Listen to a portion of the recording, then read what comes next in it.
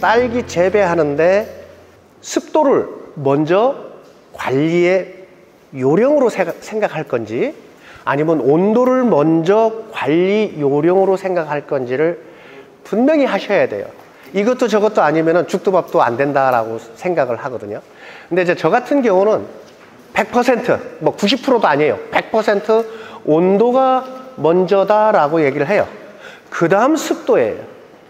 그래서 하우스의 형태에 따라서 온습도 관리 매뉴얼이 틀려요. 지금 저도 온습도라는 말을 했는데 실제 온도 관리 매뉴얼이 틀리다는 얘기예요. 연동으로 지금 딸기를 재배하시는 분. 아, 그러시구나. 의외로 많으시네요. 이 중에서 한 반수 가까이 되시는데. 동고가 얼마나 돼요? 높이가 얼마나 돼요? 4m 이상 되나요? 새로 지셨으니까 분명히 4m 이상 했을 것 같은데? 아, 높지 않아요? 높지 않으면 그나마 다행이고요. 저는 사실은 개인적으로 연동해서 딸기 재배하는 걸 굉장히 조심스럽게 말씀을 드려요. 안 된다 소리는 안 해요. 굉장히 조심스럽다. 딸기에 특화된 온실의 형태는 단동하우스가 제일 우수합니다 라고 말씀을 드려요. 그리고 연동의 형태로 가게 되면은 조심할 게 흰가루와 응애가 더 빨리 접촉을 시작합니다. 왜 그럴까요? 단동보다 연동이 왜 그럴까요? 근데 단동도 병해충을 빨리 불러들이는 관리 요령이 있어요. 대부분 우리 국내에서 딸기를 단동이든 연동이든 딸기를 재배하더라도 병해충을 빨리 불러들이게끔 온도 관리를 하시더라고요. 그래서 온도 관리를 갖다가 얘기를 하기 시작하면 왜 그렇게 관리를 하세요? 그러면 첫째 화합은화 때문에 온도 관리를 낮게 관리합니다.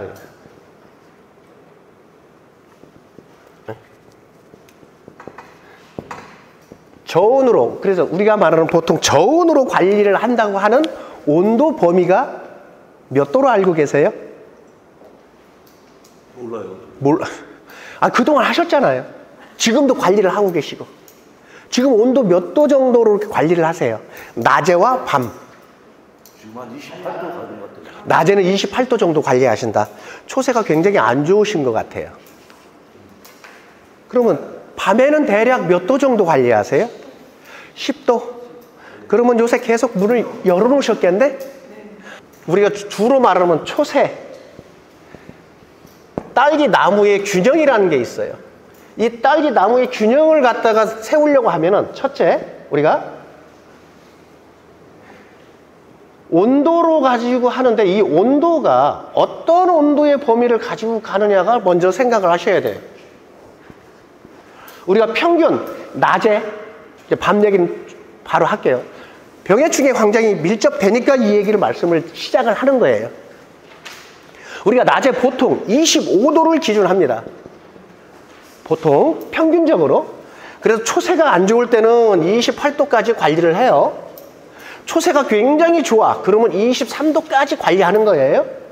낮에. 근데 딸기 나무가 적정 생육 온도 범위라는 게 있어요. 최저 온도가 16도입니다. 최고 온도가 32도. 여기 평균 온도가 거의 이 온도에 근접해요. 그래서 요렇게 관리하면 노화가 빠르고 요렇게 관리하면 생육이 늦고 대신 뿌리는 겁나게 좋아 불어. 이런 차이점들이 있어요. 그래서 요런 범위 안에 있어요. 자, 아까 우리 여사님이 저녁 때 몇 도로 구성하세요? 하니까 관리하세요. 10도라고 하셨죠? 전 16도라고 그랬어요. 그러면 15도가 내일 아침 온도가 15도입니다 라고 했을 때 일중 개폐기가 내려가 있어야 돼요? 열려 있어야 돼요? 당연히 내려가 있어야 되겠죠? 자, 굉장히 좋은 생각이에요. 근데 이제 이 온도를 얘기하면은 이제 또 우리 뭐 한국 딸기 아카데미 거기에서는 이 온도를 더 낮게 관리를 하라고 하는데, 저 같은 경우는 16도를 최저 기준으로 잡아서 15도 이하다라고 하면은 일종 개폐기가 무조건 내려가 있어요. 지금 시기에. 지금 아침에 가서 문이 열려 있는 하우스는 초세에서 이미 즉 딸기 나무, 이 나무 균형이 싹 깨진다. 오히려 화분화를 일찍 하고 안전하게 했는데 생육이 지연돼요. 그런 효과가 있어요. 그래서 그 생각은 별로 안 하시고 거의 대부분 또는 요 이하로 관리를 하시더라고요. 그래서 자꾸 생육이 늦고 꽃이 피고, 자, 우리 꽃 조금씩 피신다고 하셨잖아요. 꽃이 조금 피실 때 딸기 이파리야, 딸기 잎 줄기야, 이 줄기가 몇 센치 정도 돼야 돼요? 되는 것 같아요?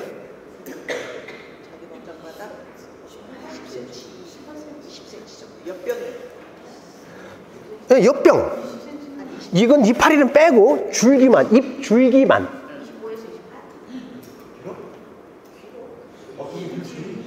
지금 25에서 28이면은, 아니 지꺼만 얘기하지 왜 너미건 얘기하고 그래요? 남이 농사 잘 지면 소용없어. 내가 잘 져야 돼. 잘못됐슈. 그렇게 되면 밤에 열어놓으셔야 돼. 만약에 그렇다고 하면. 자, 이 기준이 대략 몇 cm 같아요? 15cm. 15cm에서 꽃이 폈다. 개수를 분명히 9개 이상 남기겠죠? 잔딸기가 40%가 잔딸기가 나와요. 여기서 말하는 첫 화방이니까 잔딸기라고 하는 개념도 사실은 상, 중 정도가 나오겠죠? 특, 상, 중 하에서. 이게 최소한 18cm가 마지노선이에요. 그래서 여러분들 이 잎줄기가 여러분 손뼉으로 이빨이 벌리면 딱 20cm가 나와요. 아니 다른 거 필요 없어. 뭐 문자 쓰지 마. 장 뭐 이런 거 엿병장 하지 마. 잎줄기, 이파리 뺀. 뭔 또 잎줄기야. 잎줄기만. 줄기만 했을 때 꽃대랑 비교되잖아. 아, 왜 꽃대기까지 잎줄기만 얘기하는 거예요. 꽃대는 나중 일이고. 이 잎줄기가 18cm 이상이 돼야 돼요. 제 기준은 21cm에서 23cm 사이예요.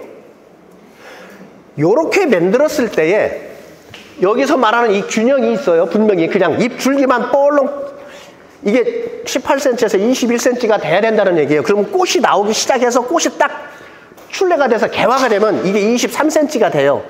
그 뒤로는 절대 안 커. 근데 요 길이가 그렇게 됐을 때에 딸기 이파리가 이렇게 되죠.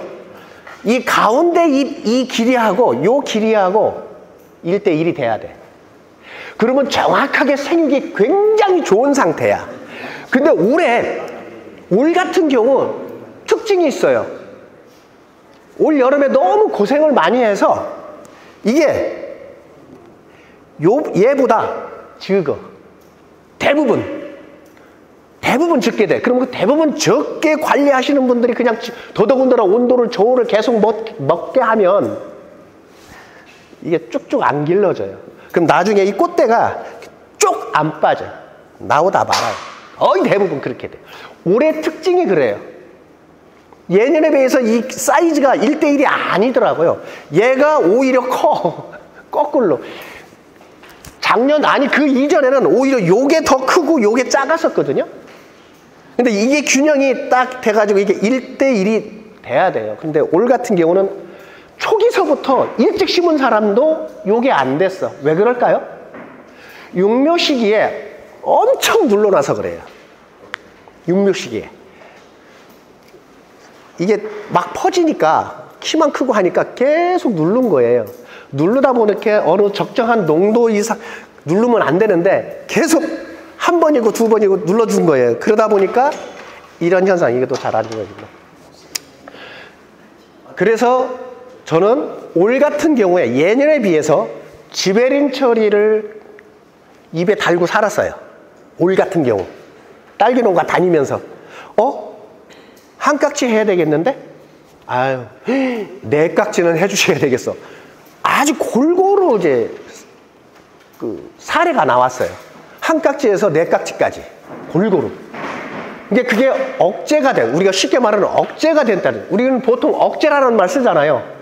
육묘기에 상당히 굉장히 모족이 틈실하고 굉장히 좋아 보인다라고 하면 거의 한 80%는 억제가 기본적으로 갖고 있다라고 생각하시면 돼요. 근데 이제 속잎이 나와서 이게 자연적으로 풀어지느냐, 인위적으로 풀어지느냐에 따라서 그 시기에 따라서 꽃이 늦고 이르고 할 수가 있어요. 그래서 아까 물을 묻혀야 돼요. 아까 그 이파리, 가운데 이파리하고 이 줄기가, 이게 지금 올해 같은 경우는 줄기가 짧다고 했잖아요. 그리고 이 길이에 따라서 지베린의 농도를 정해서 지베린을 살포하는데, 저는 지베린을 반드시 아침에 하라고 그래요. 아침에. 해 뜨기 전에 또는 해 뜬 이후에 관계없어요. 오전에는 무조건 해야 돼요. 그리고 지베린하고 온도하고 같이 맞물려야 얘가 팍 풀려요. 지베린을 해가지고 온도를 주지 않고 그냥 우리가 일상적인 온도 관리를 하시잖아요. 그러면 이 풀어지는 속도가 지베린을 했다 손치더라도 지베린의 효과가 잘 안 나타나요. 안 나타나다가 나중에 꽃대가 나오면서 엉뚱하게 꽃대만 확 길어지는 경우가 생겨요. 그래서 지베린 처리를 하게 되면 반드시 고온을 주셔야 돼요. 32도 이상 올라가더라도 될 수 있으면 32도에서 2시간 이상 진행이 안 될 수 있도록만 해서 그날은, 또는 그 억제가 심하게 되신 분들은 한 5일, 일주일, 또는 억제가 살짝 걸렸다 그러면 한 3일 정도 고온 관리를 하시는데, 환기를 하시더라도 온도가 너무 올라가니까 환기를 하실 거 아니에요. 굉장히 문을 적게 여셔야 돼요. 그러면은 그 지베린 한 효과가 최소 3일에서 5일 이내에 반드시 효과가 나요. 근데 고온을 안 주면 절대 효과 안 나. 나중에 꽃대만 길게 빠져요. 그래서 지베린 효과를 반드시 여러분들이 육안으로 확인을 해 주셔야 돼요. 그래서 지베린 처리했을 때는 보통 28도에서 32도 사이에 2시간 이상 지속되거들랑 개폐기를 여세요, 이렇게 말씀을 드리죠. 지금 여러분들이 이 잎병장, 우리가 쉽게 해서 줄기, 잎 줄기의 길이가 여러분들의 생산성과 최초 첫 화방을 어떻게 끌어내느냐에 굉장히 영향을 줘요. 그래서 지금 온도 관리를 다시 좀 정하시는 게 딸기 재배하는데 굉장히 유리해요. 근데 특히 우리 딸기를 수출하시는 분들이 과일 큰 걸 별로 안 좋아하시잖아요. 그죠? 수출하시는 분들이. 근데 이제 그런 그 기준을 깬 그 품종이 킹스베리예요. 킹스베리는 대과를 많이 수출합니다. 물론 중과도 다 수출해요. 그냥 이것도 다 수출하거든요. 3단계로 수출을 하는데, 모두 다 수출을 하는데, 그래도 큰 과가 돈이 되더라고요. 그리고 또 약한 게 우리 불리한 게, 수출하시는 분들이 불리한 게 품질을 답보할 수가 없어. 왜?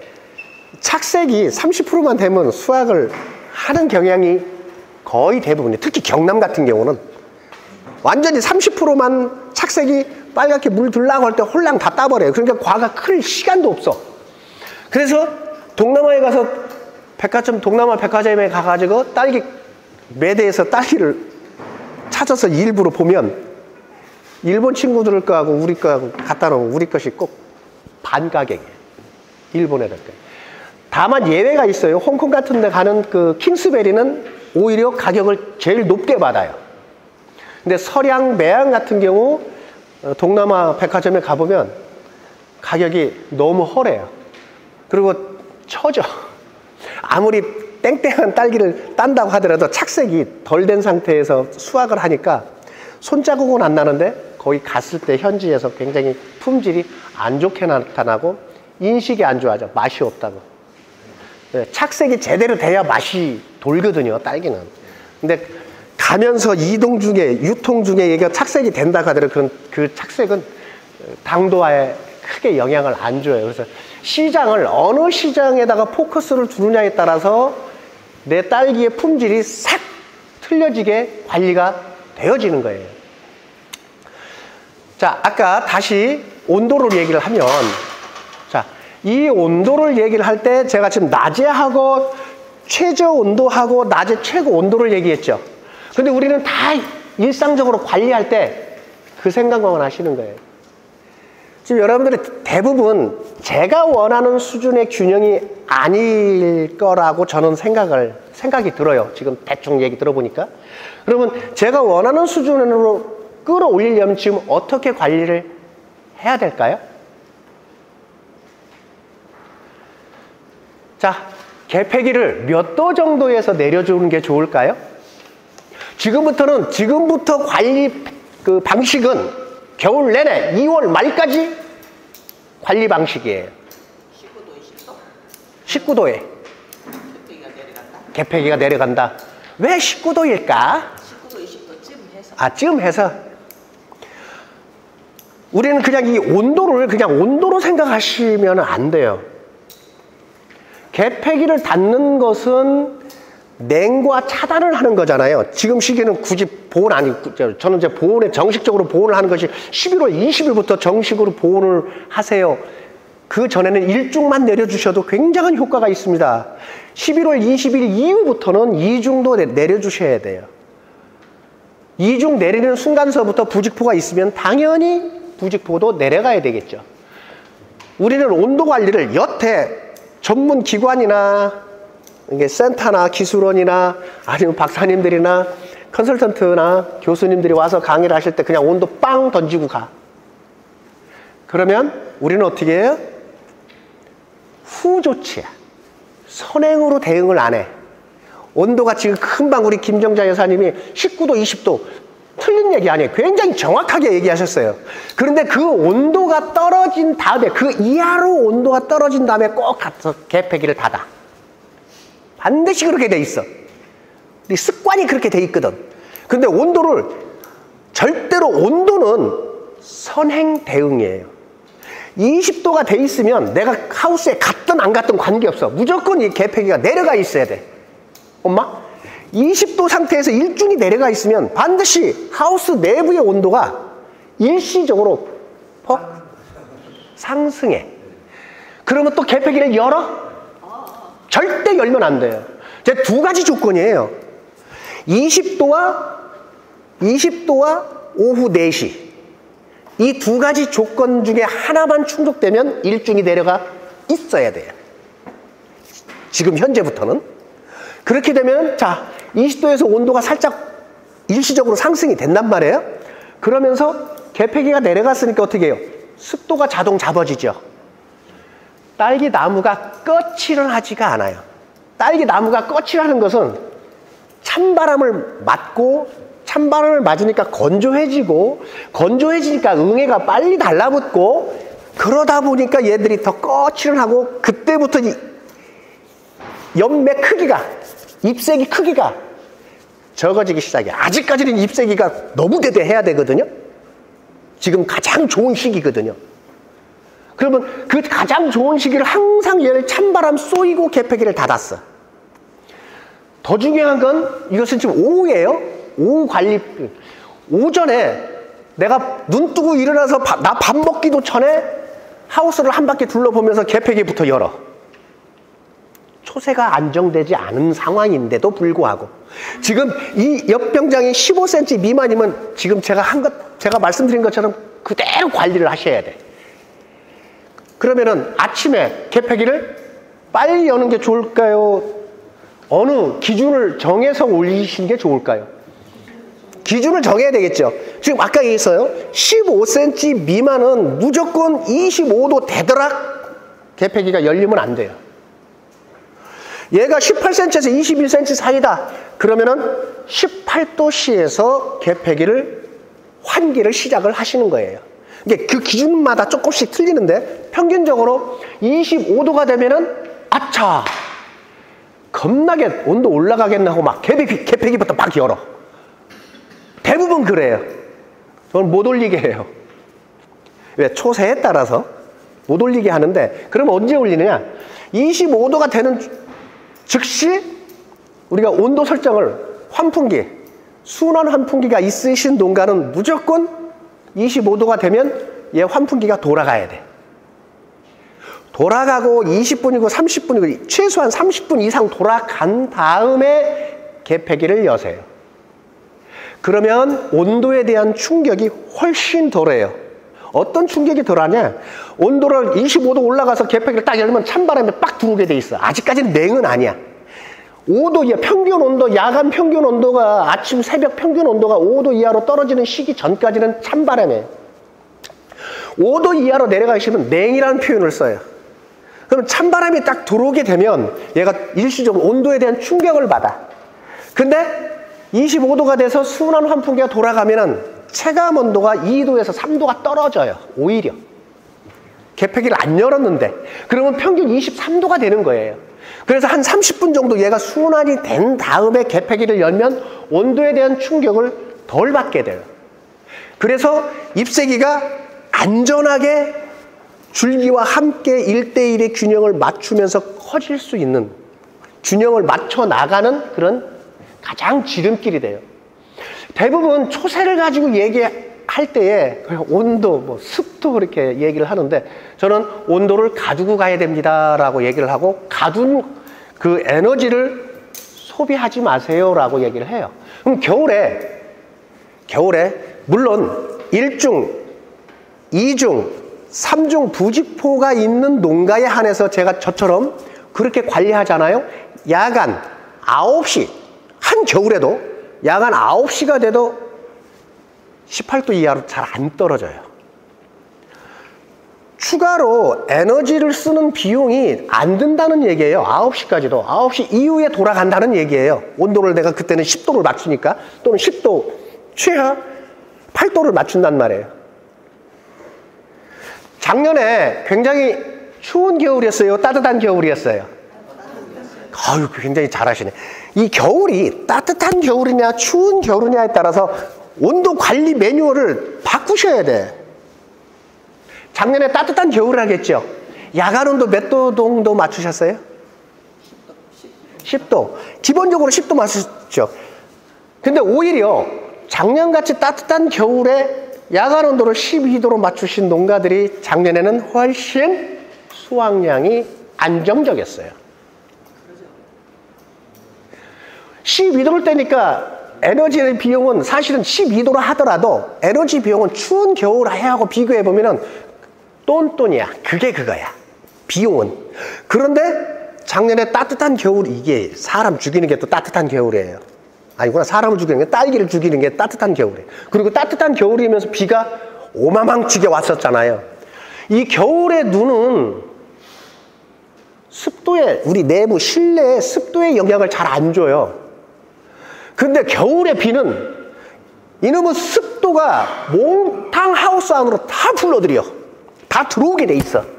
그래서 또 이 정체돼 있어. 순환 환풍기를 또 안 쓰고. 이러다 보니까 잿빛 곰팡이가 작년에 굉장히 많았고, 사실은 잿빛 곰팡이보다 더 많은 게 꽃곰팡이가 더 많았었어요. 꽃곰팡이는 치부하고 그냥 잿빛 약만 열심히 한 거예요. 그래서 작년같이 따뜻한 겨울에 같은 경우는 야간 온도를 12도를 맞추시는 것이 훨씬 생산성 있고, 거기에 플러스 알파 조조 가온을 하신 분들은 곰팡이 피해를 거의 안 봤어요. 조조 가온의 기준은 일출을 기준해서 1시간 뗀다라고 생각을 하시면 돼요. 그러면은 그때 습기를 많이 말려주면서 개폐기는 안 열려도 순환이 계속 되잖아요. 순환도 그냥 팬에 바퀴가 계속, 날갑지가 계속 돌아가게 만들면 안 돼요. 순환 환풍기라 하더라도 겨울에는 RPM을 컨트롤을 반드시 해야 돼요. 얘가 돌아가더라도 그 RPM이 1800회전 또는 1600회전을 하면은 그게 그 순환 환풍기에서 바람 개비가 그게 계속해서 돌면, 어떤 분은 밤낮 계속 틀어놓으라고 하시는 분도 있는데 절대 그렇게 하면 안 돼요. 그렇게 하면 얘가 체감 온도가 콕 내려가 버려. 엄청 쳐요. 본인은 몰라. 딸기 나무가 굉장히 꼬치러내죠. 보면 알아. 그런데 순환 환풍기를 계속해서 틀더라도 1에서 10 단위가 있어요. 이게 10까지 놓으면 1800회전이 되겠죠. 3을 놓으면 30%만 돌아가겠죠. 30%면 얼마예요? 한 600회전 정도밖에 안 들어가는 거예요. 그러면은 이렇게 가까이 가서 봐야 이 바람이 일어나. 그런데 그렇게 순환 환풍기를 하면 앞에서 대포를 떼든 온풍기를 떼든 앞과 뒤 100m인데 0.5도 차이밖에 안 나. 그렇게 않고 순환 환풍기를 안 쓰잖아요. 3도 차이가 나. 앞과 뒤가. 반드시 그렇게 돼요. 단독에서도. 연동에서도 차이가 나요. 분명히. 그래서 순환 환풍기를 돌리더라도 겨울에는 즉 15도 이하로 되면서부터는 무조건 겨울 관리다라고 생각을 하셔야 돼요. 그렇게 관리를 해 주셔야 딸기 나무가 겁나게 잘 커. 그래서 그러면 어떤 균형이 잡혀서 아까 얘기한 대로 21cm 정도 됐다. 그러면은 온도를 내가 평균 온도를 23도로 낮춰주시는 거예요. 낮의 온도가 절대적으로 21도 이하로 떨어지면 안 됩니다. 생육에 문제가 생겨요. 그리고 과일이 크다 말어. 자, 그렇게 관리하시는 분들이 보통 뭐라고 하시느냐? 딸기가 꼬들거리지 않아. 좀 딸기가 물러. 이런 말씀을 하시거든요. 낮의 온도가 높으면.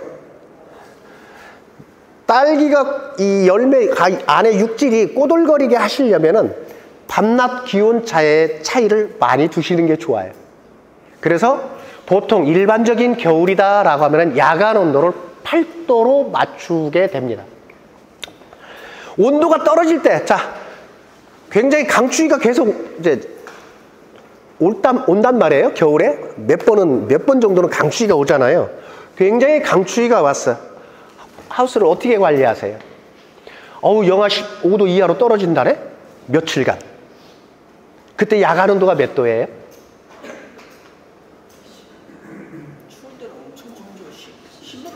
그러니까 15도, 18도, 21도, 막 23도까지도 떨어지니까. 그러니까 그렇게 떨어질 때 한 며칠간 그렇게 춥잖아요. 그때 떨어질 때 우리 하우스 온도 관리를 어떻게 하시냐고. 어떻게 낮에는 조금 떼고 저녁에는 지난밤 떼고 막 떼. 온도를 높여요. 보통 우리가 온도를 높여요, 낮춰요. 높이죠. 이게 이제 아니 그래도 내 밑에 주는 게 좋아. 거기다 대고 아이고 날씨 추울까봐 온도 더 떼지요. 효율이 날까 안 날까? 헛돈 쓰는 겨. 그런 경우는 눈이 쎄있을 경우에 얘기하는 거예요. 알았고요. 대부분 그래.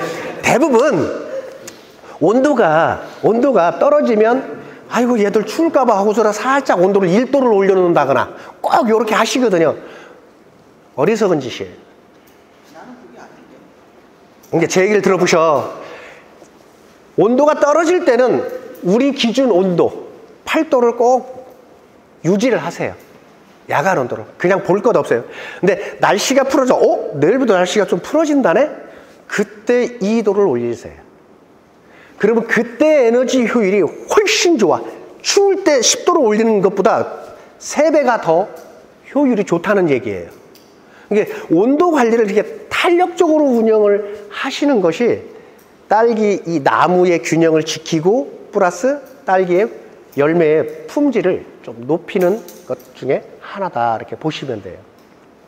최근에 제가 농가를 계속 돌다 보니까 요새 많이 쓰러져요. 여기는 안 쓰러지나요? 임실은? 아이고 관리를 잘 하신 거예요. 요새 많이 쓰러지는데 다들 왔다 가시는 분들이 특히 기술센터에서 왔다 가시는 분들이 대부분 시든병, 탄저병으로만 딱 찍고 말더라고요. 그래서 자세히 뽑아서 보면 요새 자빠지는 것들이 작은 뿌리 파리가 피해가 한 5년 전처럼 다시 돌아왔어요. 한 5년 가까이 작은 뿌리 파리에 대해서 별로 걱정을 안 했거든요. 어지간한 거 외에는. 근데 올해 의외로 작은 뿌리 파리 피해가 급증하고 있는 수준이에요. 그래서 미리 방제를 하시는 것이 굉장히 유리합니다. 그래서 잘 크다가 전혀 문제없이 잘 크다가 반질반질 윤기도 나고 막 그러다가 갑자기 잎 줄기에서 붉은 빛이 슬쩍 분홍빛이 올라오면서 이파리가 시들시들해지고 그런 경우가 있고, 코라고도 하고 런너 줄기라고도 하고 탯줄이라고도 하는, 이게 자꾸 이제 파고 들어가잖아요. 올해 이 뿌리 골무까지 파고 들어간 애는 다 쓰러졌어요. 이 좀 남은 애들은 괜찮아요. 근데 이게 왜 파고 들어갈까? 이게 파고 들어가는 게 육묘시부터 파고 들어가요. 본포 와서 파고 들어가는 게 아니라. 왜 파고 들어갈까요? 간단해요. 여기서 뿌리가 현찬해서 그래요. 뿌리가 갈변되기 시작하면은 얘가 습도하고 같이 맞물리게 되면은 계속 잘 파고 들어가요. 왜 파고 들어가냐? 이 뿌리에서 올라오는 수분 양에 비해서 내가 배출하는 양이 많아. 근데 어디서 갖다 끌어 쓸 데가 없어. 그러다 보니까 여기에 있는, 여기 이 줄기에서 가지고 있었던 영양분을 쪽쪽 빨아먹는 거예요. 그래서 얘가 파고 들어간다라는 표현을 쓰는 거야. 그래서 뿌리가 건강한 애들은 절대 얘가 안 들어가. 습도가 높다 하더라도. 이게 습도가 높고 뿌리가 현찮은 상태에서는 무조건 얘가 침범을 하게 돼 있어요. 그래서 침범을 하다 어떻게 돼?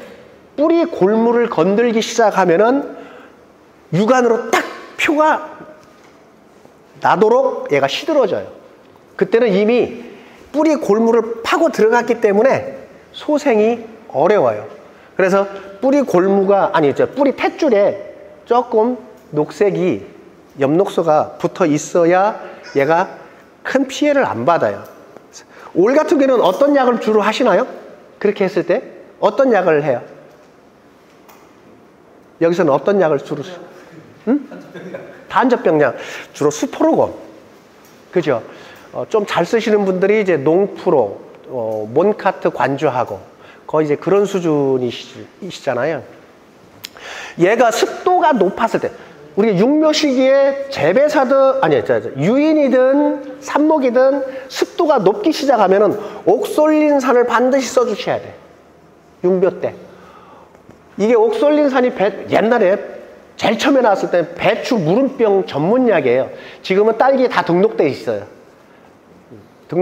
그래서 배차인 진품, 비천무, 명품탄 굉장히 많아요. 각 회사마다 다 만들어내 지금은. 그래서 그 옥솔린산을 함유한 가지란, 아무로 이런 게 또, 아무로는 아예 그 옥솔린산하고 마이신하고 같이 들어있는 거고, 이제 그런 형태로 항생제하고 옥솔린산하고 같이 처방을 해서 살포하시는 것이 좀 유리해요. 그리고 지금은 아까 얘기했잖아요. 지금 시기는 몇몇 도 단위로 이렇게 다녀봐도 작은 뿌리파리가 5년 전으로 다시 돌아온 것처럼 조금 피해가 많으니까 미리 대응을 하시는 것이 좋아요. 근데 꽃이 피면은 쓸 수 있는 약이 환장하게 없어요. 노몰트 정도가 가장 좀 유리하고, 같은 기작인데 응애에도 미세하게 효과가 있는 카스게이트 이런 정도가 좋고요. 근데 이제 애지렁이 피해도 같이, 이 작은 뿌리파리가 있으면은 반드시 애지렁이도 같이 있게 돼 있어요. 우리가 환선충이라고 하는. 이 환선충, 이 애지렁이 같은 경우는 선충약을 하셔야 되는데, 선충약은 대부분 벌을 다 박살을 내거든요. 쓸 수 있는 약이 있겠어요, 없겠어요? 네마프리라는 약재가 있어요. 그건 살충제로 정식 등록이 됐어요. 근데 그 누룩 곰팡이를 배양한 거예요.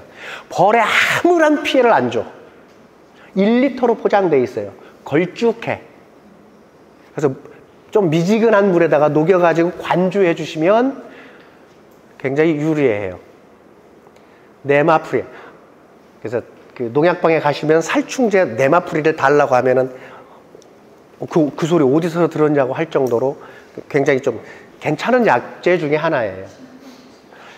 이건 유기농업 자재로도 공시가 돼 있는 제품이에요. 작부가 해당됩니까? 응? 작부가 해당돼요? 응? 작부? 뭐? 선충도 해당돼? 에? 네마풀이 작부도 돼요, 선충도 돼요. 이렇게 다 돼요? 작부라니? 작은 풀이요. 아, 작부. 아, 네. 나참 환장하겠네. 여기 또 아주 신세대구만. 우리 김정재 사님 신세대인 줄 알았더니 신세대셔. 아, 작은 뿌리 파리에도 효과가 있어요. 그래서 꽃이 개화가 됐다라고 하면은 제가 네마풀이를 꼭 하는데, 아마 지금 총판을 가더라도 네마풀이가 지금 다 회수했을 거예요. 근데 회수 안 한 그 농약방이 있을 거예요, 분명히. 유효기간 때문에.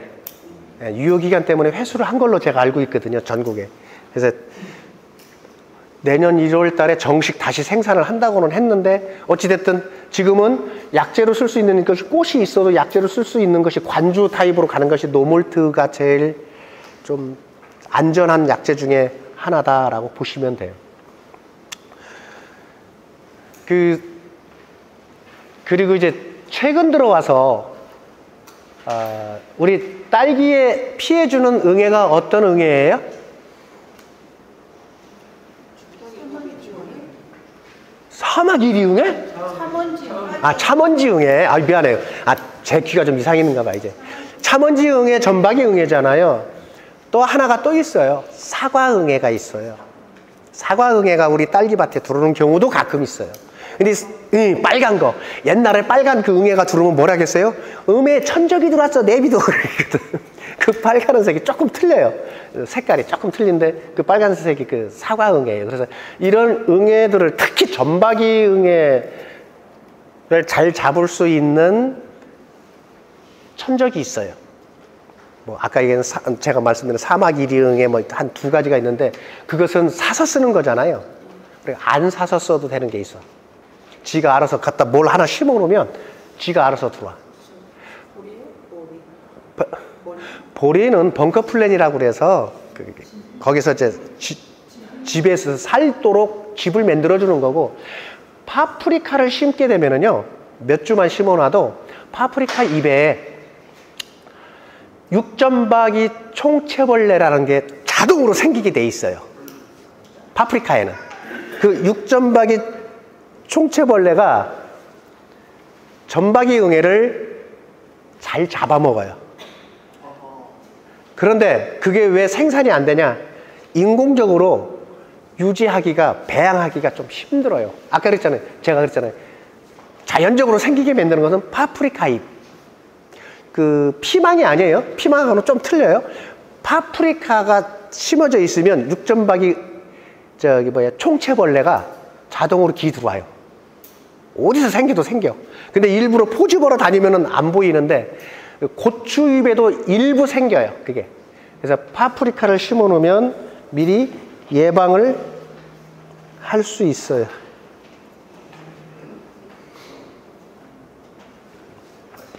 그래서 지금 전박이 응애 같은 경우는 이제 그렇게 좀 하시고, 지금 굉장히 약들이 굉장히 좋아졌어요. 벌에 안전한 약.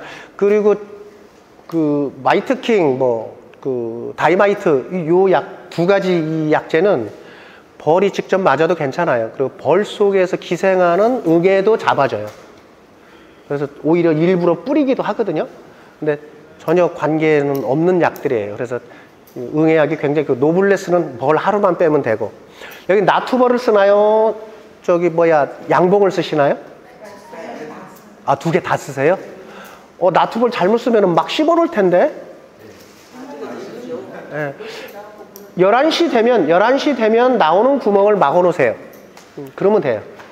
11시 이후에는 나오는 구멍을 막으면 거의, 근데 얘네들이 잘 안 들어가요. 습성이. 외박을 좋아해. 예, 굉장히 외박을 좋아해서 바깥에서 사는데, 바깥에서 그 호박벌이나 나투벌이 사실은 5마리만 돌아다녀도 수정은 다 돼요.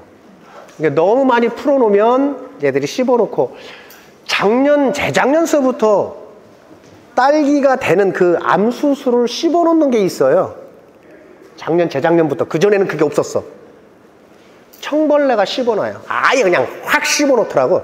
이파리만 갉아먹는 게 아니더라고요. 예. 그래서 이 꽃봉오리, 즉 딸기가 되는 그 암수술 꽃봉오리를 싹 갉아먹는 경우가 있어요. 청벌레 약을 반드시 하셔야 돼. 근데 청벌레 약이 초기에 그러니까 꽃이 아직 이제 꽃봉오리가 보일랑 아직 다 벌 넣기는 조금 껄쩍지근해서 한 일주일 뒤에 벌을 넣을 거야 하시는 분은 베리마크를 무조건 관주하세요. 한 동당 2병을. 버리실 때는 안 되잖아요. 예, 그게 벌을 한 일주일 정도 뒤에 넣는다라고 하시는 분들은 바로 관주하세요. 그러면 청벌레, 진딧물, 나방 이 3가지를 한 45일 정도 안전하게 보호를 해요. 그렇다고 베리마크하고 똑같은 성분의 약재가 있어요. 근데 그것은 유제로 분류가 돼 있어요. 그래서 그건 쓰지 마시고 베리마크는 수용성이에요. 물에 잘 녹는 거예요. 즉, 이 베리마크는 특화가 된 게 뭐냐면 관주를 하게 돼 있는 거예요. 옆면살포하면 의미가 없어요. 뿌리를 통해서 생장점까지 올라가는 상향 침투 이행성의 특징을 가지고 있어요. 그래서 진딧물, 나방, 청벌레 이 3가지를 동시에 방제하는 효과가 한 40일 이후까지도 있으니까 베리마크를 꼭 관주하시는 게 유리해요.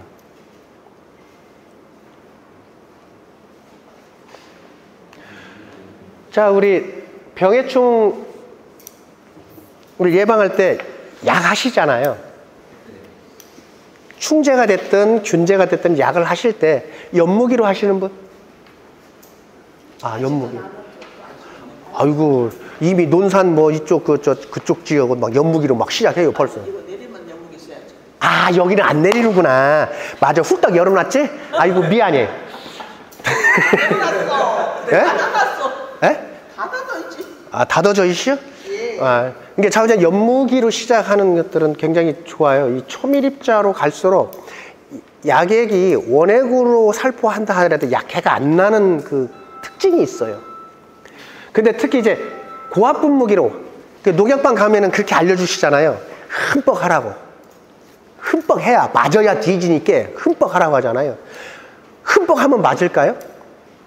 절대 안 죽어. 죽는 거 있어요. 20% 약충. 걔네들만 죽지 나머지는 안 죽어요. 그냥 살아요. 우리나라 농약이 얼마나 안전하냐면 우리나라뿐만 아니라 농약 비료는 세계 만국 공통이에요. 규격이. 농약 원액에다가 담배나방이나 파밤나방을 기어다니는 거 있잖아요. 그 굵직한 거 막 이따만한 거. 한 10분 담갔다가 꺼내놓잖아요. 도망가. 뒤지게 안 죽어. 그럼 걔네들이 어떻게 해요? 지가 보호를 하는 거거든요. 아까 베리마크가 왜 효과가 좋으냐? 아까 상향 침투 이행에서 생장점까지 신초까지 올라가요. 약이 뿌리를 하고. 근데 응애가 됐든 나방이 됐든 청벌레가 됐든 갉아먹죠. 진딧물은 뭐 말할 것도 없고 다 즙을 빨아먹고 갉아먹고 이제 다 먹는 거잖아요. 그러니까 섭생에 즉 섭취를 하게 만들거나 작물의 기공을 통해서 약이 흡수가 되게 만들어야 되겠죠. 그래서 연무기가 좋고 해무가 좋고 하는 거예요.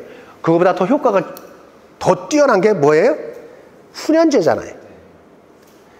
훈연제를 하면 좋은 이유가 이 연기가 이파리 속 이 뒷면에 있는 기공을 통해서 흡수가 되게 만들어주는 거예요. 그러면 약하는 시기와 시간대와 약하는 방법이 틀려져야 되겠죠. 약물 실컷 해가지고 흠뻑 하라고 하면은 어떻게 돼요? 이파리에서 약물이 질질질질 흘러.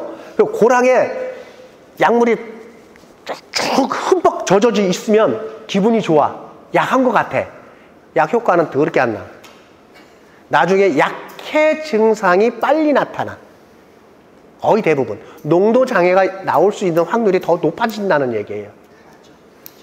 그래서 될 수 있으면 초밀입자로 방제하면은 초밀입자로 방제하되 해무 같은 경우는 물 20리터면 충분하잖아요. 연무기 같은 경우는 5리터만 넣어도 돼. 물이 한 동 기준에서. 그러면 물량이 중요한 게 아니라 양량이 중요한 거예요. 병해충 밀도가 높다 그러면은 조금 2배, 3배, 살충제는 5배까지도 괜찮아요. 근데 살충제가 5배 이상이 돼버려도 관계는 없는데 무슨 문제가 있느냐? 다음에 쓸 약이 안 없어져. 내성이 굉장히 강하게 작용이 돼서 다음에 쓸 약이 거의 없어요. 그래서 우리 주로 이제 그 응애 이제 차별화된 것들이 보통 노블레스, 바이트킹,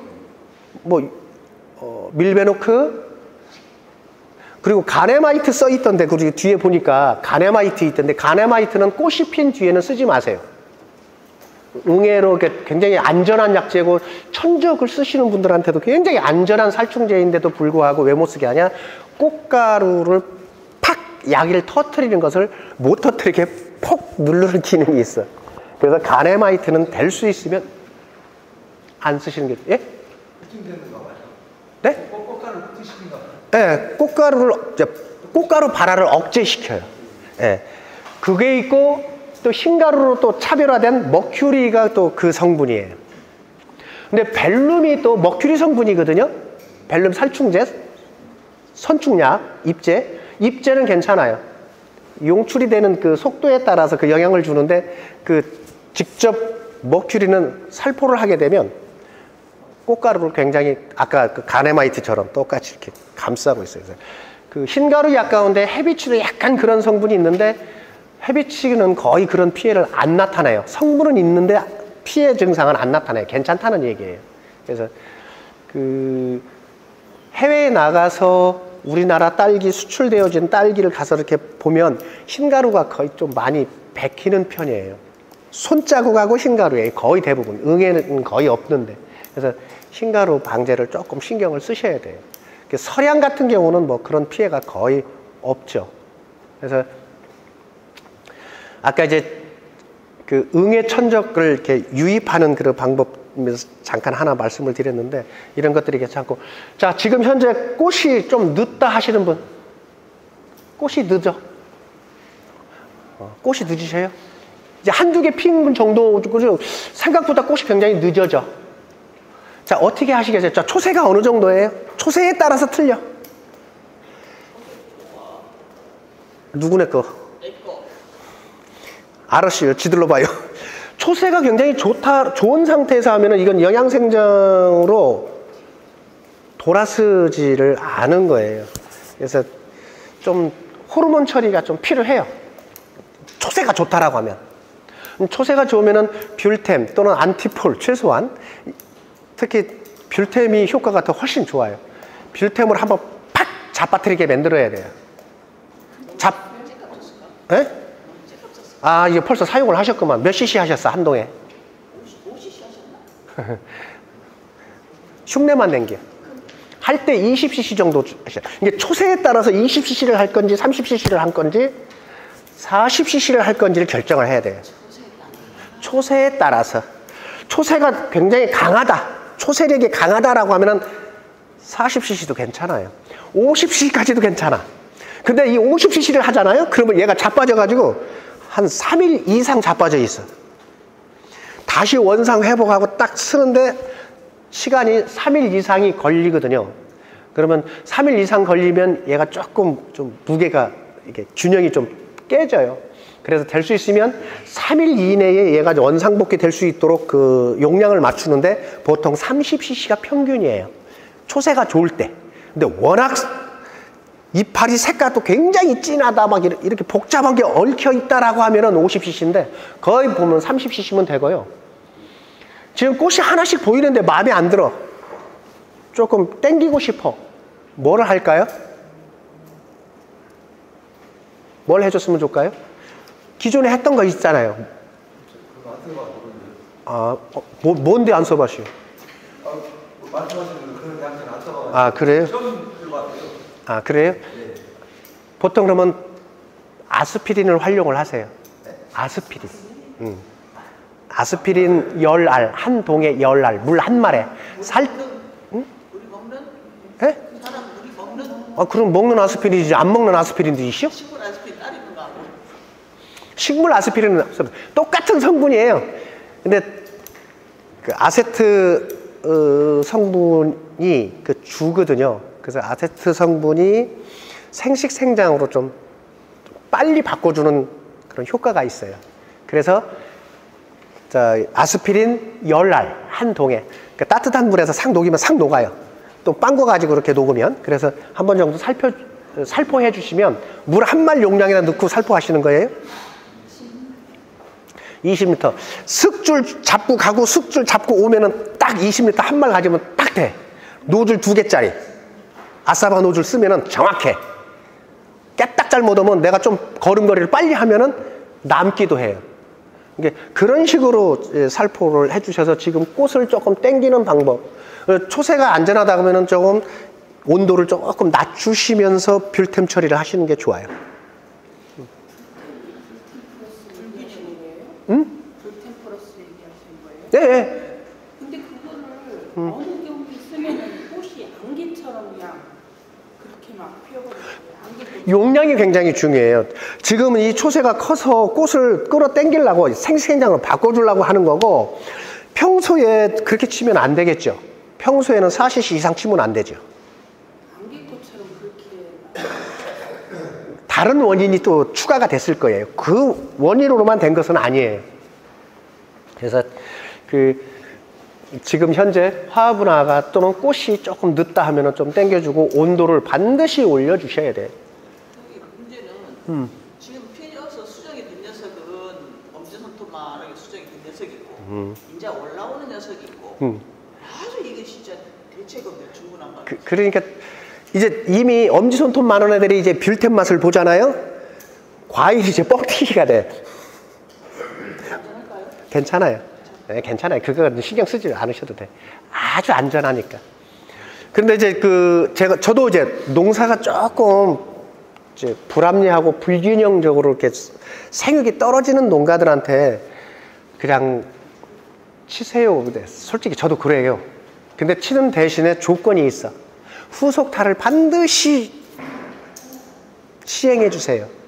인산가리를 반드시 5일 이내에 한번 연면 살포를. 관주하면 더 좋은데, 왜? 이 호르몬은요, 자, 호르몬의 농도가 진하면 뭐가 돼요? 제초제가 돼요. 호르몬의 농도가 아주 미세하면 뻥튀기약, 생장촉진, 이런 걸로 다시 둔갑이 돼요. 그리고 또 하나 플러스가 된다면 수정촉진제가 돼요. 이사디, 애호박, 호박은 이사디로 다 수정해야 돼. 이런 것들이 이제 호르몬의 농도 수치가 굉장히 낮아지면 수정촉진과 뻥튀기로 쓰지만, 호르몬의 농도가 높으면 다 제초제예요. 제초제 성분 자체가 다 호르몬이에요. 그래서 옛날에 이사디 이런 거 나오기 전에 아주 진짜 70년대, 80년대 초에까지는 어떻게 했냐면, 그라목손을 물 한 말에 2방울 떨어뜨려. 그라목손. 그때는 그라목손이 있었잖아요. 물 한 말에 그라목손을 2방울 떨어뜨려. 비가 잠깐, 이제 호박, 노지에 호박 잔뜩 심었는데 비 오면 호박꽃 다 떨어져 버리잖아요. 비 잠깐 꺾음할 때 꽃 아침에 딱 피어 있을 때 싹 살포해. 다 100% 수정이 돼. 이게 바로 그런 원리예요. 그라목손으로도 수정을 하는, 즉, 이 호르몬이 저는 나쁘다고 생각을 안 하는 사람이라는 거예요. 농도를 제대로만 지키면. 지금 논에 보풀 많이 생기면은 수중 이사디 쓰잖아요. 수중 이사디 쓰잖아요. 그게 농도가 높으니까 제초제야. 근데 아까 했잖아요. 수중 이사디의 농도를 아주 5ppm 이하로 딱 낮춰놔서 판매하는데 그게 호박 수정 촉진제로 쓰는 거예요. 원리가 그래요. 그래서 대신 잘 생각해 보세요. 제초제를 했어. 식물이 또는 작물이 어떻게 죽어요? 말라 죽죠. 예, 말라 죽지. 말라 죽는 건 뭐예요? 수분을 빨리 배출하게 하고 수분을 못 올라오게 하는 거예요. 제초제의 기능이. 그러면 농도가 얕을 뿐이지 제초제 성분이잖아. 호르몬이라고 하는 게. 호르몬이라는 게 작물에 닿으면 무조건 그 수분을 굉장히 차단을 시키는 역할을 해요. 자, 그래서 목이 타. 식물이. 근데 뿌리에서 차단을 시켰기 때문에 못 올라온 거죠. 그러니까 농도가 얕더라도 호르몬이 들어갔으면 차단은 안 돼. 그래서 얘가 어떻게 돼요? 물을 엄청 흡수해. 그래서 과일이 커지는 거야. 관료를 통해서, 체관을 통해서 막 끌어당기는 거예요. 얘가 끌어당기는 게 물만 자꾸 와. 그게 어떤 과일이 됐든지 이 호르몬 맛을 보면 이 과일이 커요. 왜? 물을 땡기니까. 스스로 물을 땡겨. 흡수가 굉장히 좋아져. 그러니까 이 세포의 기준이, 이 과일은 저 세포의 크기에 따라서 이제 커지고 작아지고 하는 거거든요. 이 원형질은 다 물이야. 근데 여기 핵이 같이 커주면은 과일이 안 물러져요. 제가 현장에서 농사만 짓고 살 때도 이 방법을 많이 썼어요. 그래서 어떻게 뻥튀기약을 하게 되면 무조건 5일 이내야. 3일 이후 5일 이내에 인산가리가 반드시 들어가줘야 돼. 40g, 연면살포 40g, 관주는 250g. 그러면 한 마리 인산가리. 나는 모든 걸 한 동에 물 한 마리 기준으로 살포하는 거예요. 물 가지고 한 마리 됐든 두 마리 됐든 그 비료가 됐든 약이 됐든 그 약만 들어가면 돼. 농도는 상관없이. 이게 농도는 병해충의 밀도에 따라서 농도는 내가 살충제는 5배까지도 괜찮다고 했잖아요. 근데 인산가리 말이야. 인산가리도 한 동당 들어가는 용량이고, 관주가 됐든 연면살포가 됐든 한 동당 들어가는. 날씨가 흐렸어. 한 동당 몇 그램? 몇 g이라겠어요? 네, 40g. 근데 날씨가 흐려. 오늘 같은 이런 날씨가. 호르몬제를 했어요. 관주는 똑같아요. 관주는 제가 틀리다고 했잖아요. 250g이라고 했잖아요. 관주는. 근데 속된 말로 우리가 뻥튀기를 처리를 했어. 근데 날씨가 해피면 이렇게 돼. 그럼 100% 잿빛곰팡이가 와요. 그렇게 되면 불러들여. 그 호르몬이 잿빛곰팡이를 불러들이게 돼 있어. 요렇게 날씨가 이런 형식이 된다. 그러면 인산가리만 가지고 안 돼. 플러스 알파, 마그네슘, 황산 마그네슘을 인산가리 용량의 배를 넣으셔야 돼.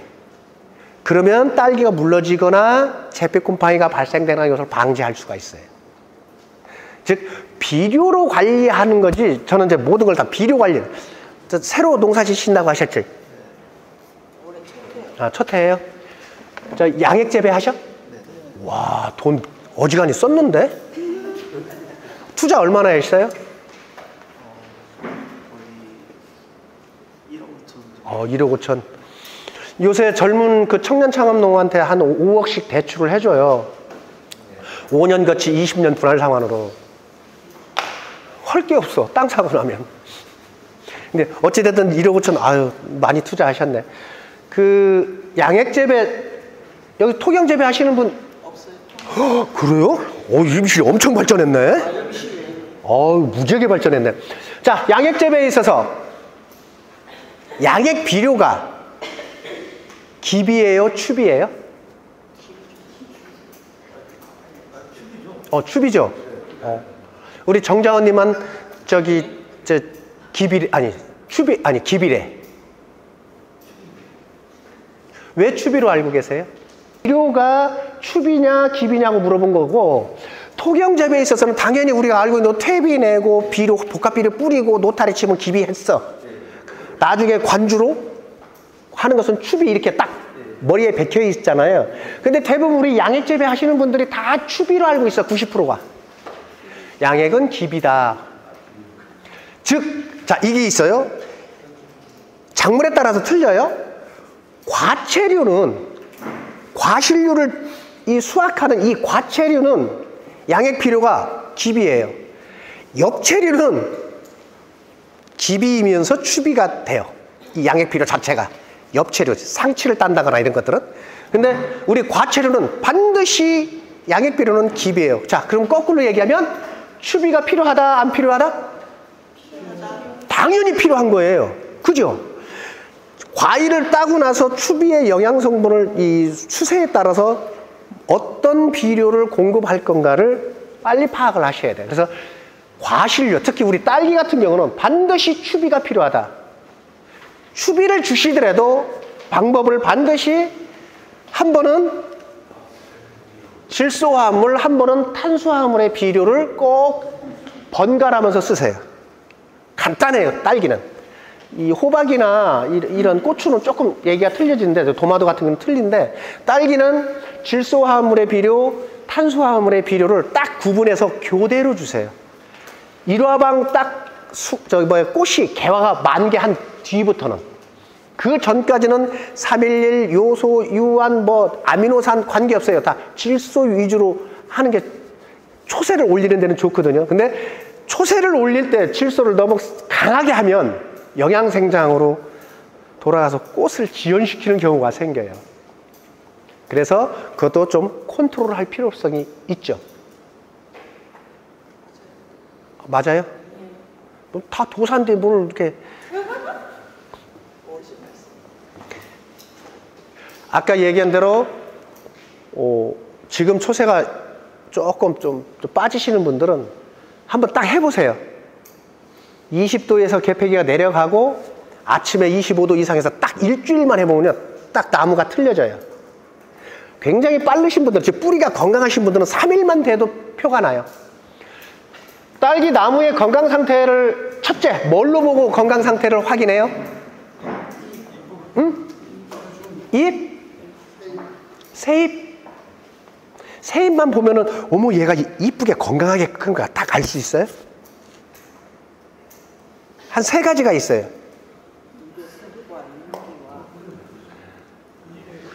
일액. 두 번째가 일액이에요. 첫 번째, 딸기 나무를 우리가 포장해 가잖아요. 특히 그것도 아침에 딸기 나무를 딱 가서 하나를 딱 잡아. 삼색 칼라가 어우러져 있다. 겁나 건강한 거예요. 이 톱니에 일액이 짜갈짜갈하게 맺혀 있다. 너무 이쁜 거야.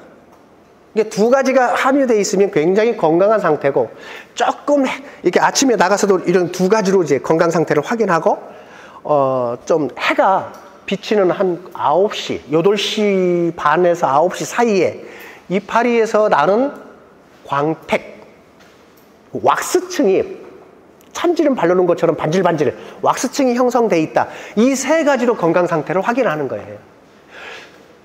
삼색 컬러가 2가지 색, 아주 속잎의 연두색, 속잎은 당연히 연두색, 어지간히 큰 것은 녹색, 좀 45도 이상으로 딱 전개된 잎은 진녹색, 이런 형태로 이렇게 삼색 컬러가 어우러져야 되는데, 이게 억제가 됐든 질소 위주의 생육 조건이 됐든 이렇게 되면은 엽색 컬러가 투톤 이하가 돼버려요.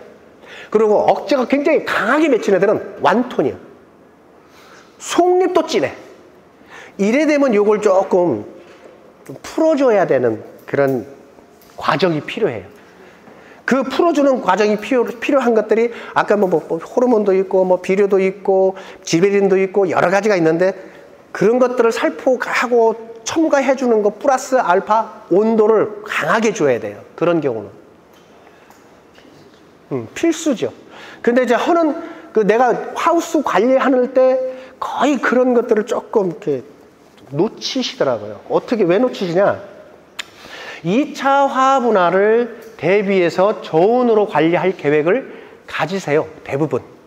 그러다 보니까 이 생육에 적정한 온도 기준을 자꾸 놓치시는 거예요.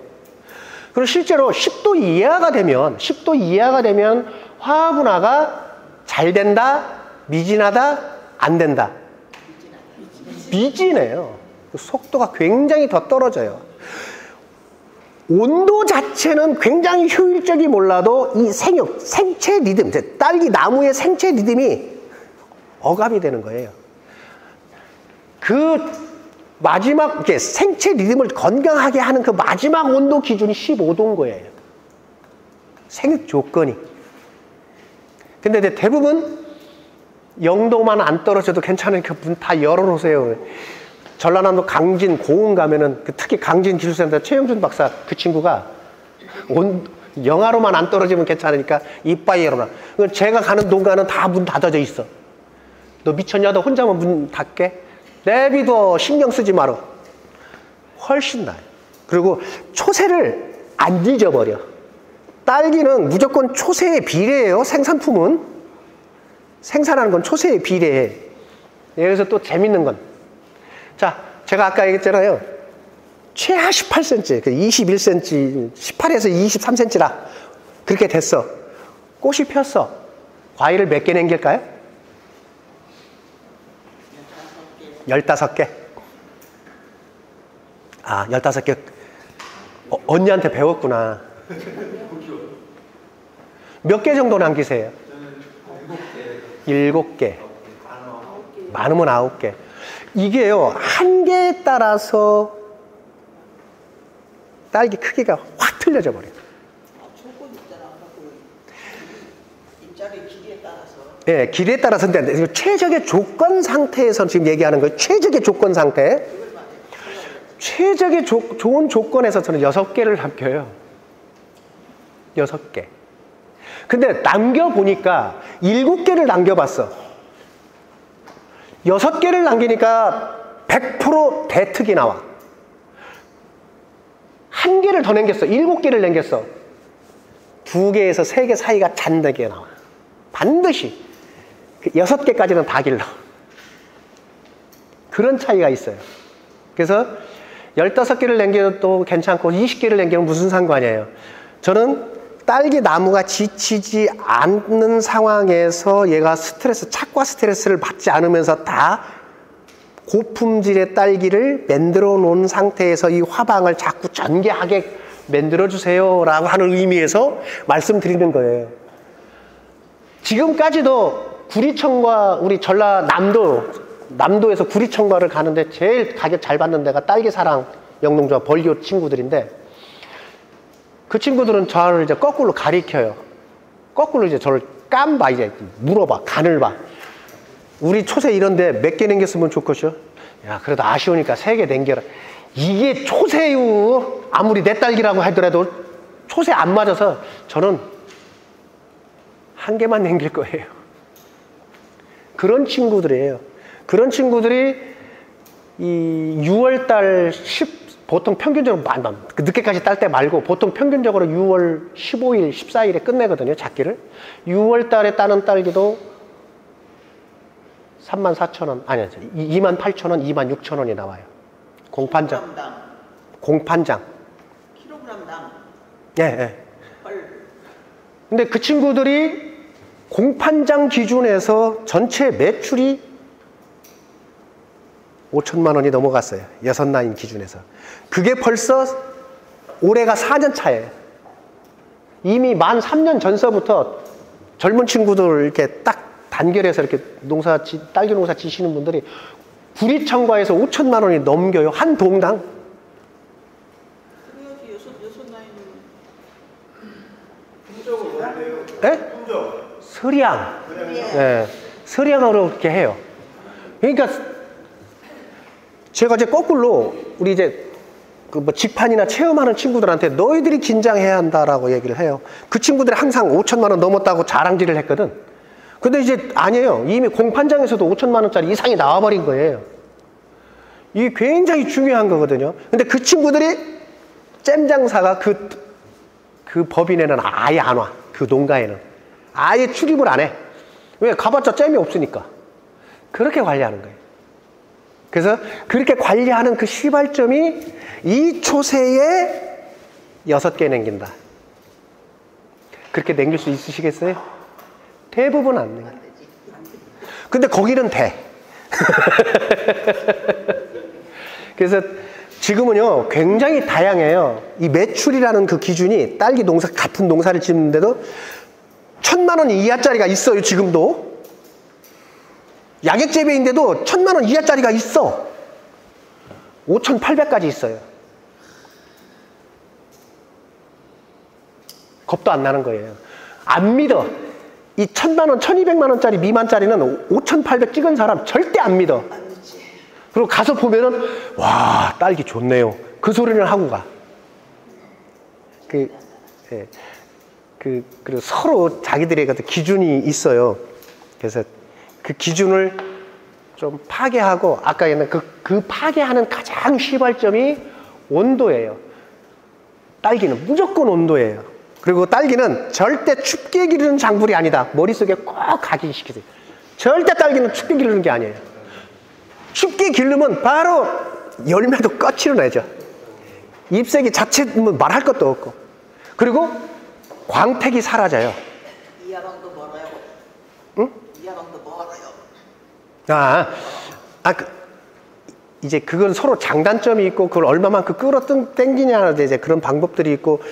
그러니까 육묘서부터 이게 결정이 나요, 사실은. 그래서 육묘를 하더라도 특히 자가육묘 하시는 분들은 8월 1일서부터는 이 기존의 그 양액이라든가 또는 기존의 관주, 기존의 비료의 방법을 좀 탈피하시는 게 좋아요. 8월 1일서부터는. 그래야 8월 1일서부터 이미 준비가 되기 시작해야 돼요. 그래서 비료도 아까 제가 질소화합물, 탄수화합물 이렇게 비료를 나눴잖아요.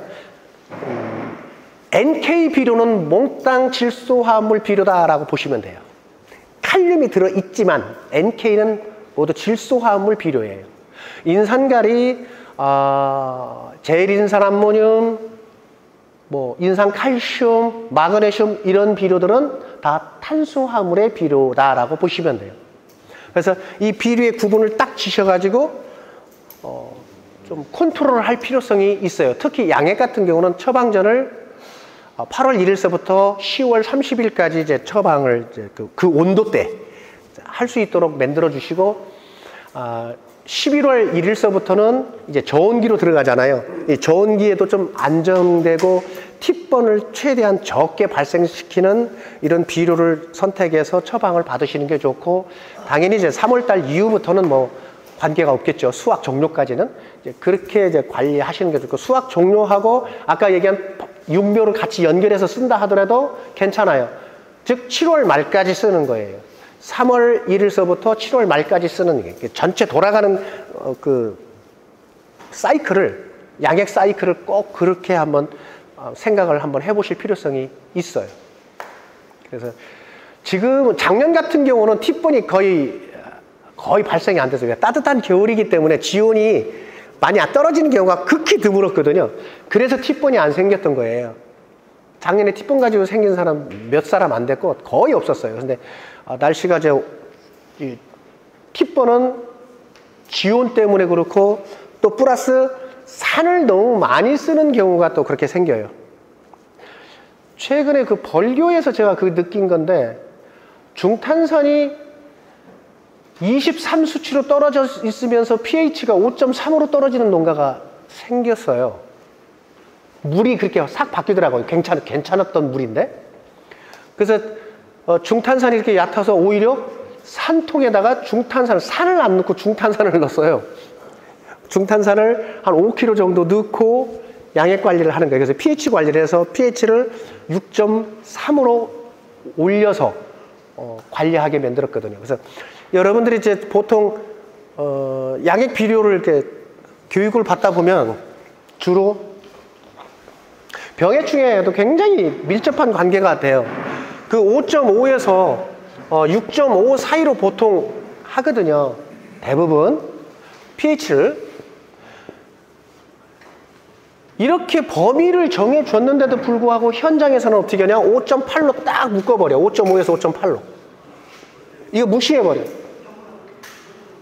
경우에 따라서 이렇게 할 필요성이 있지만, 이렇게 관리하다 보면은 pH를 조정하기 위해서, 물론 내 원수가 양호하면 괜찮고 여기에 접근하면 괜찮은데, 원수가 7.0이다 그러면 상대적으로 질산, HNO3라고 하는 질산 소비량이 굉장히 높아지겠죠.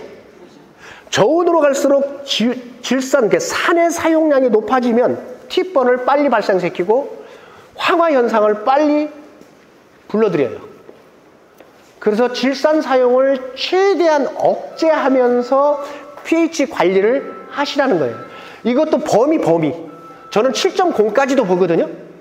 산 필요 없습니다. 산 넣지 마세요라고 하는 기준이 5.5에서 7.0 사이에요. 그래서 저는 5.5, 5.8 거의 얘기 안 해요. 현장에 우리 농가에 갔을 때 보통 6.0에서 7.0 사이로 맞추도록 하고 질산 사용을 최대한 억제하는 방법으로 가요. 산성화가 촉진되거나 알카리가 촉진되면 병해충은 상대적으로 밀도가 훨씬 조기에 높아져요. 특히 응애 같은 경우. 뭐 진딧물은 얘기할 것도 없고. 근데 진딧물은 이게 지역마다 틀려요. 진딧물을 못 잡아서 죽겠다고 하시는 분이 있고, 응애는 충도 아니요. 그러니까 거꾸로 진딧물은 가벼운데 응애 잡기가 힘들어 이렇게 하시는 분들도 있어요. 혹시 응애가 전 작기에, 지금 말고 전 작기 중에 나 응애가 거미줄이 반질반질하게 친 경험이 있으신 분? 그 정도, 별걸 다 하시는구나. 진딧물다가 엄청 많아가지고 못 잡고 고생 많이 했어요. 그래요.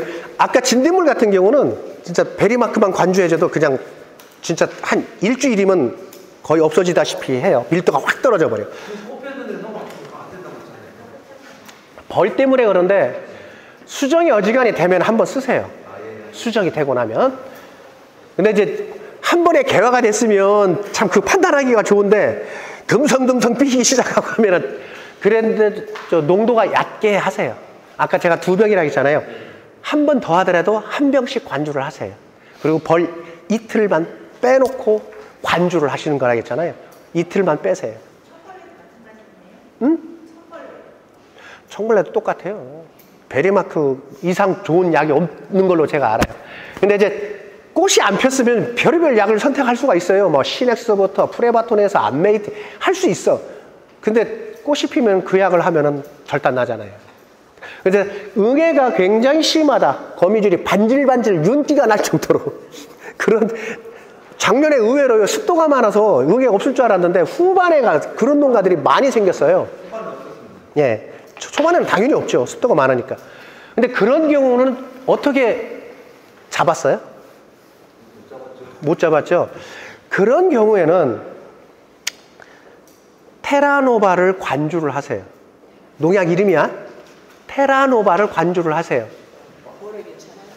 벌에 치명적이죠. 그게 아바맥틴이에요. 벌에 치명적이라 그때 해결 방안을 내가 드리려고 하라고 하는 거예요. 벌에는 굉장히 치명적이에요. 그 아바맥틴이 그 테라노바가 뭐냐면은 올스타하고 똑같은 성분이야. 이게 딱 해서 그려? 머리 좋으신 분은 뭐요? 이응애충이나 그 4리터짜리를 산다고. 테라노바가 더럽게 비싸니까 6만 원 받아. 350cc짜리가 6만 원에서 7만 원 사이를 받아요. 싸게 파는 데는 5만 5천 원에 팔고. 엄청 비싸잖아. 근데 아바맥틴 1.8%짜리 뭐 이응애충 4리터로 나오는 것들은 그 12만 원에 파니까 엄청 싸죠. 그걸 갖다 관주해. 또 그걸 관주하라고 시키는 사람도 있어. 절단나. 왜?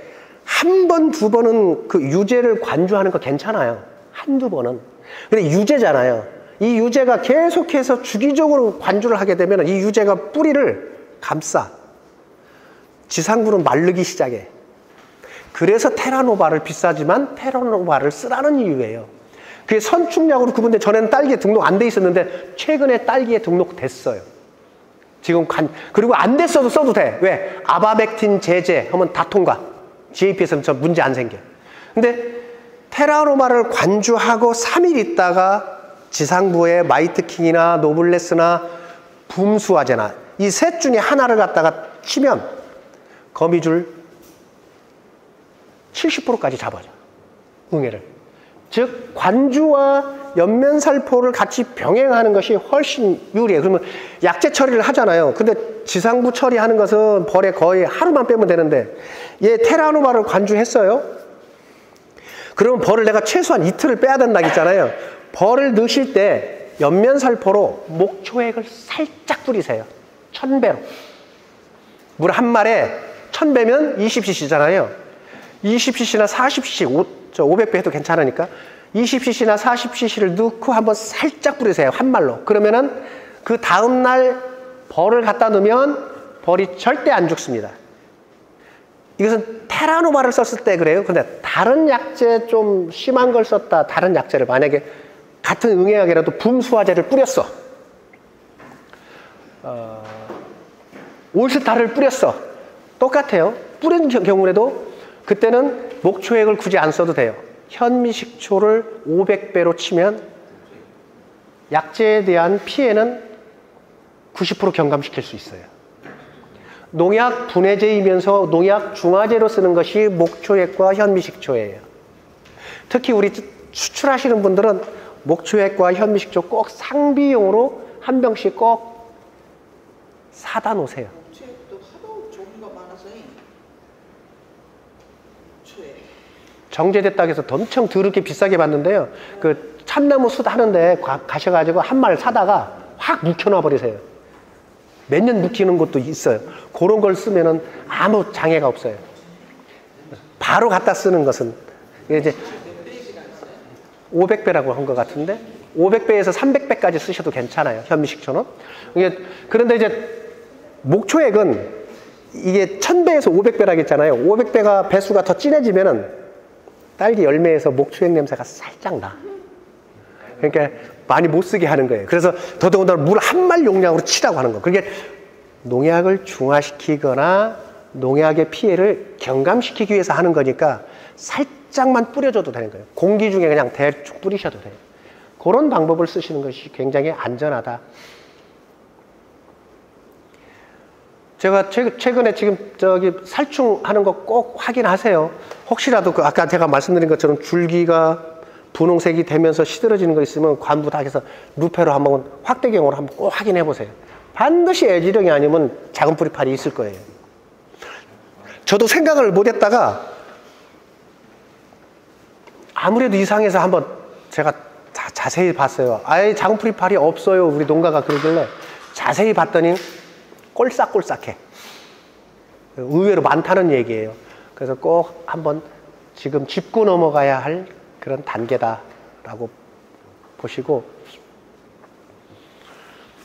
병해충은 어찌됐든 내 하우스의 습도를 좀 어지간히 가두고 가면서 하면 훨씬 밀도는 적절하게 조절해 가면서 관리가 되어질 수가 있어요. 그러니까 너무 하지 마시고. 그리고 지금 시기는 탄저병이 나타나는 시기인가요? 시기가 아닌가요? 탄저병은 보균을 하고 있더라도 건조하거나 온도가 평균 이하, 즉 25도 이하가 되면 얘는 보균을 하고 있더라도 활성화가 안 돼요. 절대 탄저병의 특징이. 즉 탄저병 약에 대해서는 너무 이렇게 좀 가벼운 약을 쓰셔도 돼요. 뭐 오티바라든가 이런 가벼운 약, 스포로곤 이렇게 역가가 센 것보다는 오티바라든가 이런 걸 쓰셔도 되고요. 뿌리 썩으면은 살포와 관주가 있어요. 살포는 농프로를 쓰시는 게 좋고 관주로는 몬카트를 쓰시는 게 좋아요. 똑같은 약이에요. 똑같은 약인데 몬카트는 관주용으로 쓰시는 게 좋고 농프로는 옆면 살포 하시는 게 좋아요. 같은 약인데도 그런 차이점이 있어요. 그래서 지금은 이제 그런 수준으로 하고, 이제 시든병 약은 보통 뭐 쓰세요? 뭐 코사이드 시시죠. 아니면 세균 박사. 같은 다 동제예요. 이런 동제를 좀 활용하시는 게 좀. 근데 이제 이 동제는 꽃이 만개했을 때, 조금 피는 건 괜찮아요. 근데 꽃이 만개했을 때 동제를 좀 진하게 하면은 약해가 반드시 나요. 그래서 조심해서 쓰시는 게 좋고.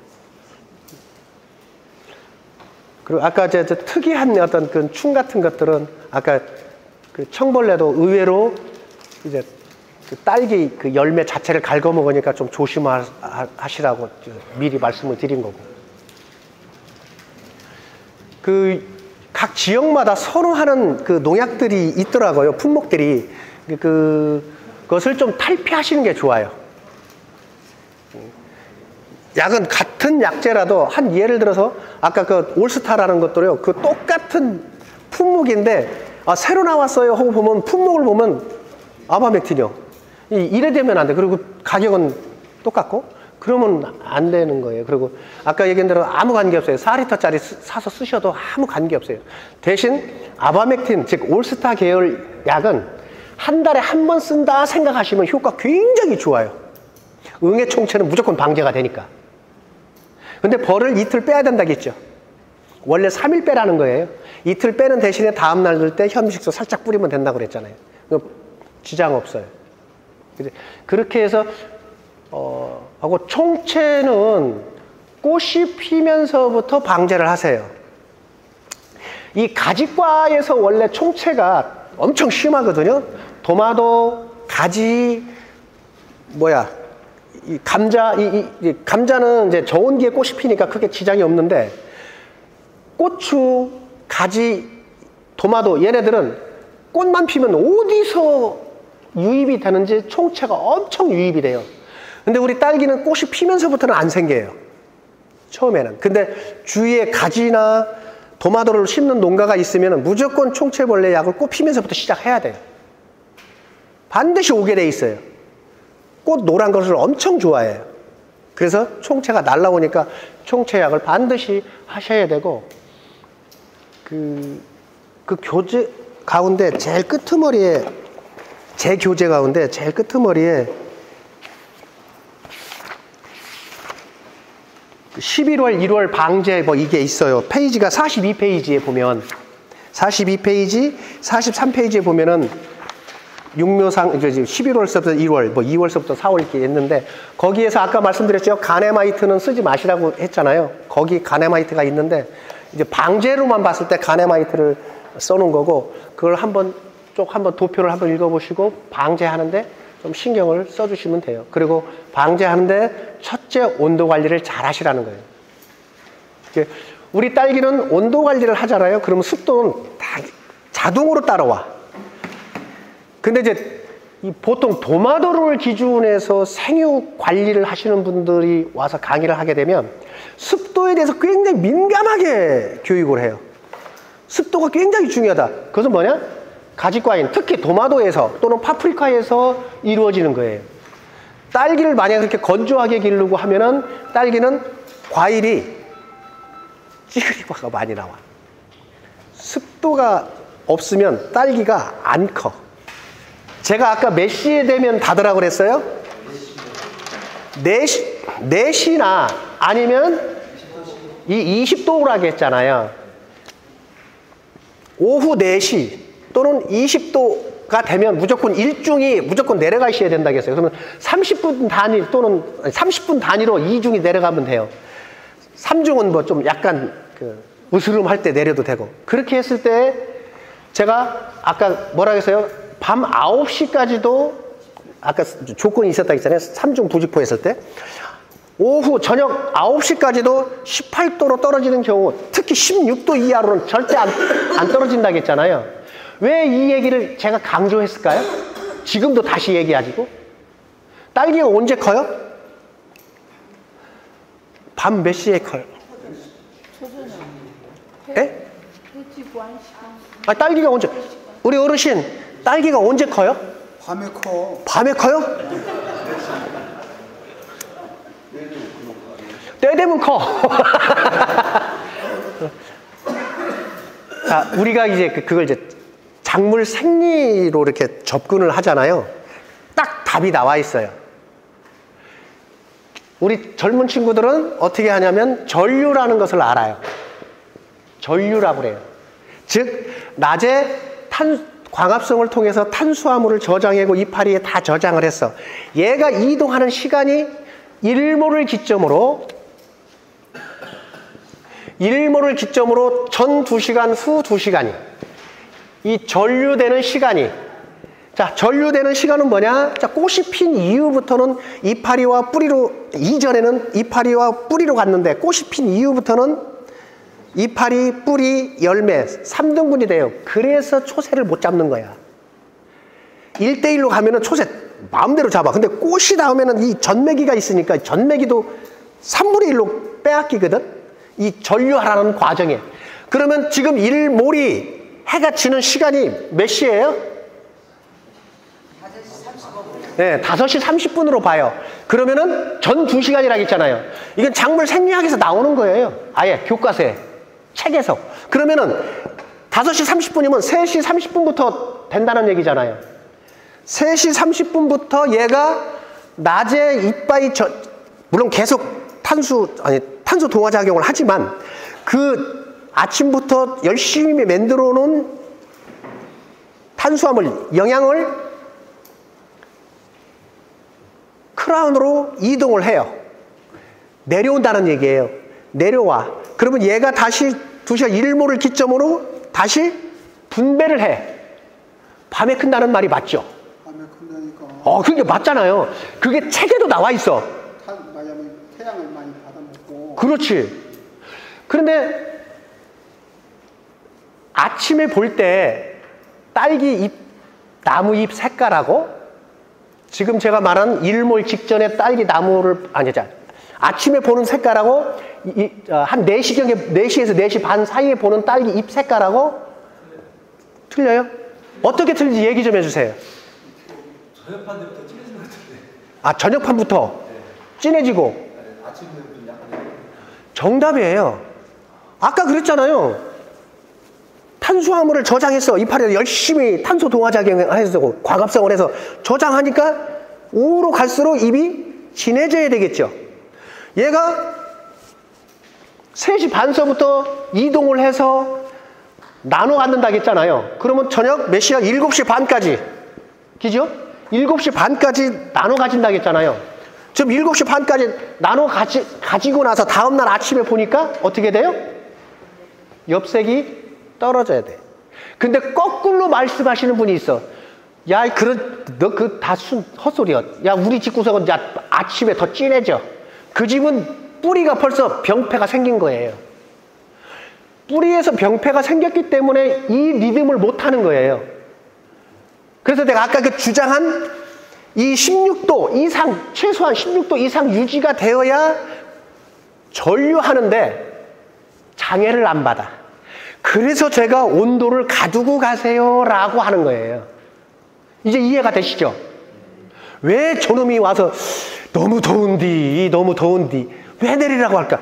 바로 불필요한 에너지 비용을 쓰지 않으면서 내가 조금 꼼지락거려서 환경관리, 온도를 가두고 가는 형태로 가면 에너지 비용도 적게 들면서 내가 프리하게 딸기가 크는데 딸기를 만들어내는데 좀 자유스럽게 만들 수 있겠다라고 하는 점에서 한 거예요. 그리고 나서 이제 아까 이 초세에 따라서 이제 완전 환기량이 틀려지고 그 순환 환풍기를 가동하는 것들이 틀려져요. 자, 아까 이렇게 나왔죠? 자, 이 시간대, 자, 9시까지, 자, 7시 반까지 시간을 한번 보자고요. 시간이 아까 3시 30분에서 7시 30분.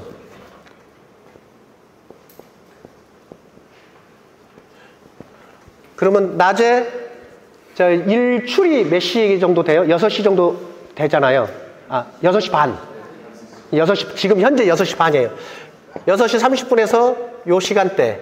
그러면 요 시간대 온도가 있겠죠? 요 시간대는 무조건 16도 이상 돼야 된다겠죠? 요새부터 평균 온도 25도를 맞춘다겠죠? 이건 다 알잖아요. 여기서부터는 기본적으로 8도 이상을 유지하면 된다겠죠? 밤에. 요게 지금 6시 30분까지 간다고 보고. 근데 이 6시 30분서부터 이제 일출이 되는 기점이니까 제가 아까 살짝 1시간 정도 조조강을 해야 된다고 말씀드렸어. 요 1시간이야. 지금은 6시 30분부터 1시간이지만 이게 7시가 될 수도 있어요. 겨울로 갈수록 7시부터 8시까지 아니면 나는 조금 효율을 빨리 하기 위해서 7시 반서부터 8시 반까지 1시간만 떼면 돼. 이것은 온도하고 관계없이 그 시간은 떼봤자 온도 안 올라가. 14도 이상 안 올라가게 돼 있어. 이빠이 떼도. 그러면은 온도는 딸기도 몇 단 변호냐? 온도 변화가 있잖아요. 몇 단 변호냐? 4단 변호냐예요. 그래서 모든 작물은 이 변환되는 그 온도를 딱딱 지켜주면 되고, 나는 나는 기름에 대해서는 난 기름을 어디서 공짜로 받으니까 이 조조관을 이빨 해볼게요. 조조관을 많이 1시간 이상을 할 자신이 있으면 이 야간 온도를 더 떨어뜨려도 됩니다. 조조강우를 자신 있게 한다라고 하면 빼먹지 않고 하겠다, 할 수 있다. 그러면 이 온도를 6도까지 떨어뜨려도 지장이 없어요. 다만 대기 온도예요. 지온은 12도 이하로 떨어지면 안 돼. 왜? T번이 바로 나와. 지온이, 즉 대기 온도도 8도로 왜 국한을 해놨냐면 7도부터는요 지온이 같이 떨어지면서 7도로 떨어져 버리잖아요. 그러면은 바로 T번이 와요. 근데 지온이 12도 이상 유지가 되면서 6도까지 떨어져도 대기 온도가 요 시간대에 T번이 발생이 안 됩니다. 이게 조건에 따라서 다 이제 작물 생육이 틀려지는 거예요. 그래서 아까 얘기했잖아요. 온도가 떨어질 때 내가 온도를 조금, 아유, 쟤 불쌍하니까 온도를 좀 높이지. 전혀 의미가 없는 거예요. 그러니까 나는 날씨가 풀어진다 라고 하는 기점서부터 난 3일간 지온을 딱 특정을 하는 거예요. 나는 지온에 관심을 둘 거야. 아니면 대기 온도를 관심을 둘 거야. 그러면 지온을 12도가 아니라 14도로 일주일 관리할 거야. 에이, 나는 지온을 16도로 3일간 관리할 거야. 기름값이 두 사람 중에 누가 많이 들어갈까요?